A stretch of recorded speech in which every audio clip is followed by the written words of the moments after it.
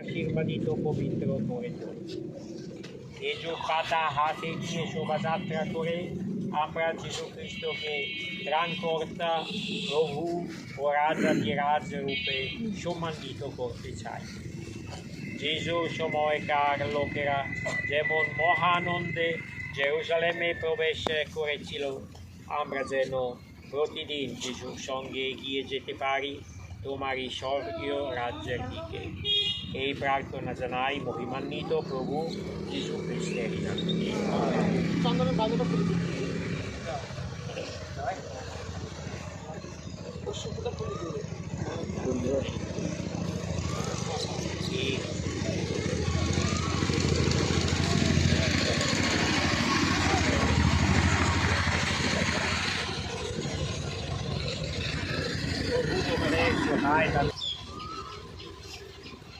যিশু এবার রওনা হলেন, নিজে সকলের আগে থেকে জেরুজালেমের পথে এগিয়ে চললেন তিনি। পরে তিনি যখন এই গাধাটিকে প্রভুর দরকার আছে, তখন যাদের তিনি পাঠিয়েছিলেন তারা দুজনে গিয়ে যিশু যেমনটি বলেছিলেন সেখানে তেমনি দেখতে পেলেন। তারা যখন ওই গাধার বাচ্চাটির বাঁধন খুলে দিচ্ছেন, তখন মালিকেরা বলল, গাধাটির বাঁধন খুলে দিচ্ছ কেন? তারা বললেন, এটাকে যে প্রভুর দরকার আছে। গাধাটিকে তারা যিশুর কাছে নিয়ে এলেন।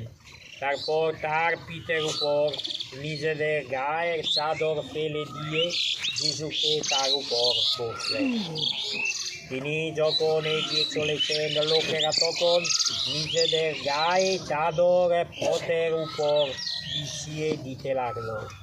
তিনি এবার জলপাই পাহাড়ের উত্তরায়ের কাছাকাছি এসে গেলেন। এই সময় সমগ্র শিষ্যদের সবারই মধ্যে একটা আনন্দের সাড়া পড়ে গেল। তারা যেসব অলৌকিক কাজ সম্পন্ন হতে দেখেছেন তাই নিয়ে তারা তখন মুক্ত কণ্ঠে ঈশ্বরের বন্দনা করতে লাগলেন। তারা বলে উঠলেন, প্রভুর নামেই আসছেন যিনি রাজা, যিনি ধন্য তিনি ধন্য। স্বর্গলোক জুড়ে হাহা কি শান্তি, ঊর্ধ্বলোকে উল্লসিত আহা কি মহিমা। সেই সময়ে ভিড়ের মধ্য থেকে কয়েকজন ফরিসি যিশুকে বলে উঠলেন, গুরু, এবার কিন্তু আপনার শিষ্যদের শাসন করুন।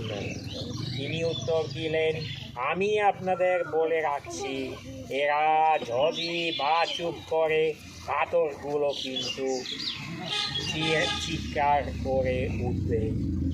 এই হলো খ্রিস্টের বাণী।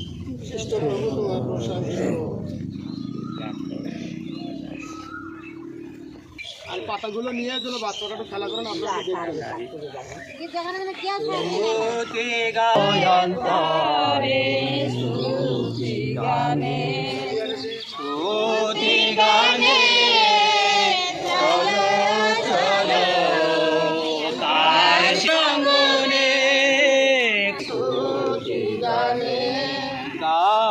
আনন্দে পর